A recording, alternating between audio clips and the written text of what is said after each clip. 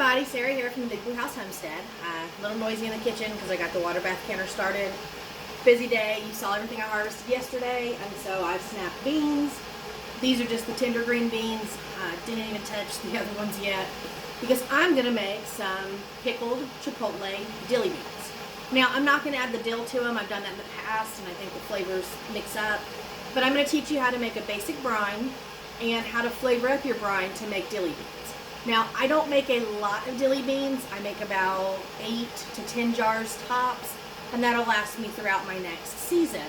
But I think dilly beans are an important thing to add to your diet. You can save your green beans very easily that way, but you can also substitute, like when you're wanting something crunchy and you're eating a sandwich, well, if you just put like 4 or 5 beans on the plate beside you instead of potato chips, then you can eat a bite of sandwich, bite of bean, and it acts kind of like a pickle. But they're really good too to mix into potato salads, chop them up finer, put them into potato salad, just to snack on. I do a lot of little platters with cheese and salamis and things like that, and I throw dilly beans on there a lot. So it's just one of those things.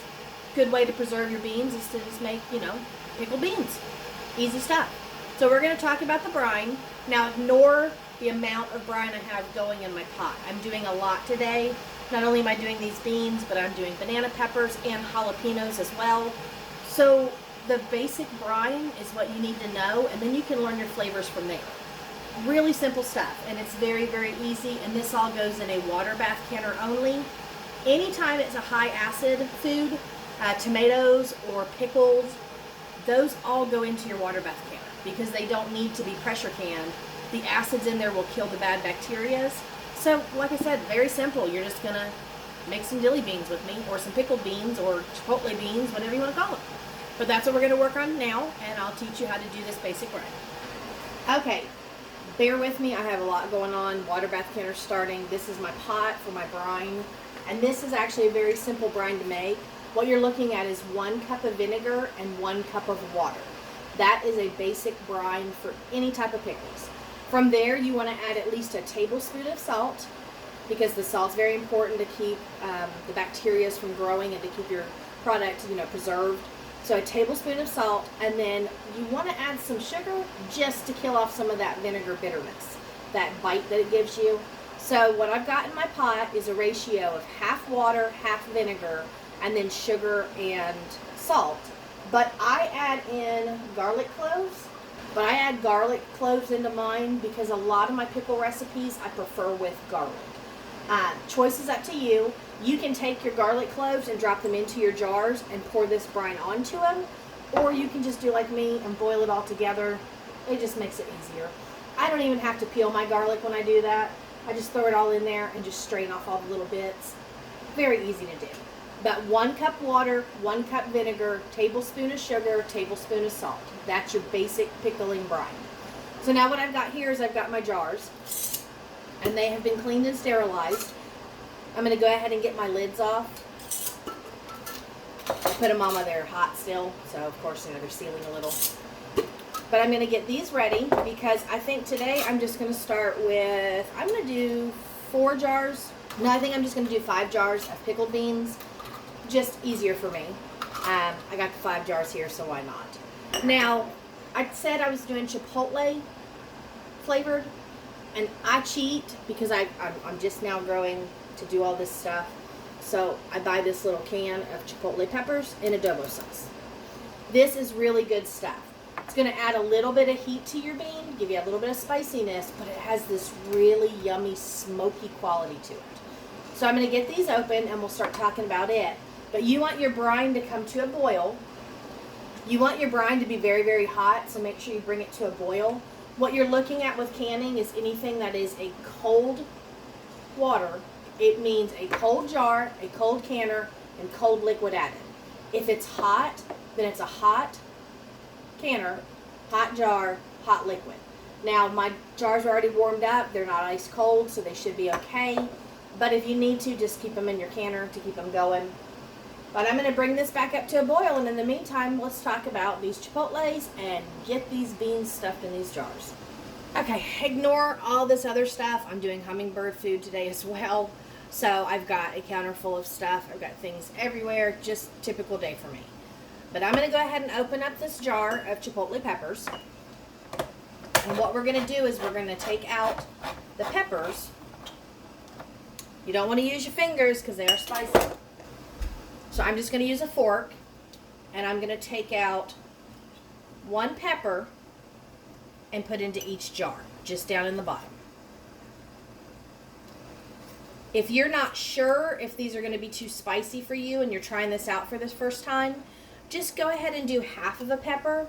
I would suggest just taking these out and cutting them. A chipotle is actually just a jalapeno that has gone to red. And then this whole adobo sauce thing, man, it's some good stuff. Lots of onions, lots of tomato, other peppers. It's all cooked down with salt and spices.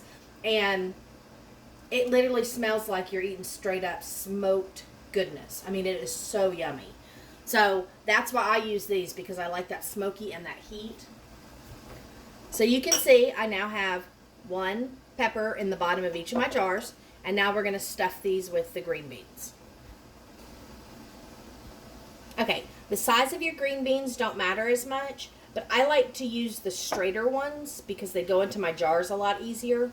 And so I'm just going to get a big handful like this, and I'm going to pick up my jar, and I'm just going to put those in. And what I'm going to do is any of them that are too tall, you see how this one's starting to stick out? This one's too tall, so I'm just going to snap that piece off. And see, now it's inside my jar, and I have an extra little piece of bean. But I'm going to stuff these completely and just keep pushing my fingers in to lay them all flat to one side. And we're going to pack this jar as full as possible. So I'm going to go ahead and get these all done, and then we will talk about the brine. Okay, I just want to show you real quickly. I've already started to pack this jar pretty tight. And so all I'm doing is I'm shoving the beans down on the side, and I'm really giving those a nice push in there. And I want to try to pack this jar as tight as possible. So I still have a lot more room, so I'm going to get some more thrown in there. Okay, I'm getting pretty full here. So a lot of times it's easier to take these very small beans and just start shoving those in. And that way you can pack it up really, really nice and tight. Because the tighter your product, the less air you're going to have in the jar and the less chance of having bacteria. So you just really want to get those packed in nice. And I'm having struggles getting any more in, so I'm pretty sure that's about as full as it's going to be. But that's all it is a nice tight packed jar of beans with a smushed pepper on the bottom. I've got my jars packed. Now, they are not perfect. They will never be perfect because we do not own machines that do that. And in fact, I shoved some in on the top sideways. But you can see, all of them are stuffed. And what we're going to do now is we're going to get ready for our brine. So I'm going to move my jars closer. I'm going to go get my funnel, and I'm going to get my debubbler. So my brine is now back up to where it needs to be. And I'm going to get my little strainer because, like I said, I put my cloves in whole and I don't peel them, and I really don't want to put skin into my jars. So let me get that. Okay, so I just have this little mesh strainer. You can buy these all over the place. I've even seen them at the dollar store. Come in very handy whenever you're doing pickling or canning. And what I'm going to do is I'm just going to fill my measuring cup with some of the brine, and I'm going to pour it through the middle, and I'm going to fill this all the way up to the rim. Not the top rim, but the rim below that. And I'll show you. These jars are going to be hot, so I'll show you on a cold one, but I'm going to fill it right to the bottom here. And that's going to give me my inch of space that I need to be able to can these.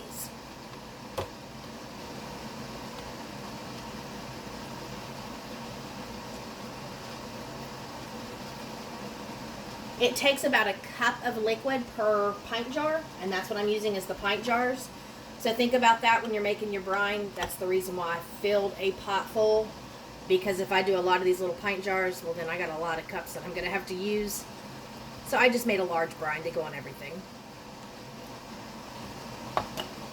Okay, and I did get just one little piece of garlic skin in there. That's why I strain it. I just don't want that to be in my food. So we're going to remove all this now, and we're going to get the debubbling done. Alright, you want to make sure you debubble anything that you're canning just to get extra air out. And so all you're going to do is push this down into the side. Let me clear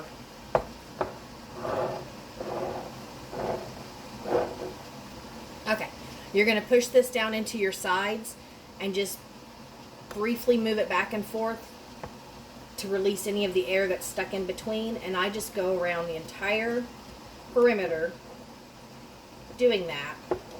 And it should help push out the stuff in the middle as well. If you feel uncomfortable with the middle, just kind of work your way down in the center and push back and forth as well. But we're going to debubble all of these and get our lids on, and it is time to can. Okay, so I'm getting ready to put lids on, but you need to get a paper towel, put some vinegar on it, and wipe the tops of your jars where the lid will seal to. Get all that nice and wiped because you really want clean rims, because you want nothing to interfere with that seal. And now it's immediately lids on, finger tight. Doesn't mean it has to be super tight, just tight enough to seal them. But I've got my jars in now, and I'm just going to drop this into my water bath canner. And I'm going to put the lid on, and we're going to process these for 10 minutes. Okay, so about 40 seconds away from this timer going off, I went ahead and grabbed my roasting pan. I prefer to put my jars into a roasting pan because if I need to move them off my counter, I can pick this up and move it easy. Plus, if anything happens, this catches all the mess. But I've got my tongs in hand, and as soon as this dings, we're going to take the lid off, and we're going to move out these beans and check them out. All right, there goes the timer. All right, timer's off. Let's remove the lid. Be careful, your lids will be hot. I always keep a pot holder on mine. And I'm going to leave my rack in because it gets hot in that water, and I'm just going to remove my jars around it. So I'm just going to pick up my jars and put them over here into my pan. Okay, so we've got the 5 jars out. I'll pull up one to show you what we're looking at. You can see where the pepper is actually starting to move up and change the color of the brine. It's no longer clear. It's now turning like a murkier, redder tone. But that is the dilly beans, or the pickled beans. I just call them all dilly beans because that's what they're referred to as. I've had really good success with the Anchor Hawking brand jars and lids if I water bath can them only. I do not recommend pressure canning these at all. Okay, just wanted to point out I had this big bowl of green beans. I still have a lot left in there. I could cook these up for dinner, but I think what I'm rather going to do is just blanch them and freeze them. And then I have whole fresh beans for later in the year. It's a really good suggestion, especially when you have an abundance of beans like I do. Make yourself a couple jars of these, can up some if you want, and freeze a bunch. It'll all come in handy. But now that these are processed, I'm not going to make you wait for the dings. I'm just going to say these are finished. All right, guys, thank you for stopping by to see this one. I'm going to go ahead and work on the banana peppers and the jalapenos and all of that. And later in the year, I'll actually do, a lot more canning with green beans because I do a second run. I know I'm crazy. People are going to think I'm nuts. I grow too many tomato plants and I do 2 runs of beans. I actually can do 3. I've done that before. So, yeah, I'll have more beans later on. And when I do, I'll show you some other recipes with these pickled beans. Because there's, like I said, bread and butter, pickled beans, and then there's 3-bean salad that are all pickled beans, things like that. So we'll get into that later on. But thank you guys for stopping by. If you're new to the channel, go ahead and hit the subscribe button. Give me a thumbs up if you like the video, and leave a comment below, and I'll answer it as soon as I can. Other than that, thank you all for coming back so often. I appreciate it, and I love having conversations through comments with you. Thank you again, and I will see you in the next one. Bye.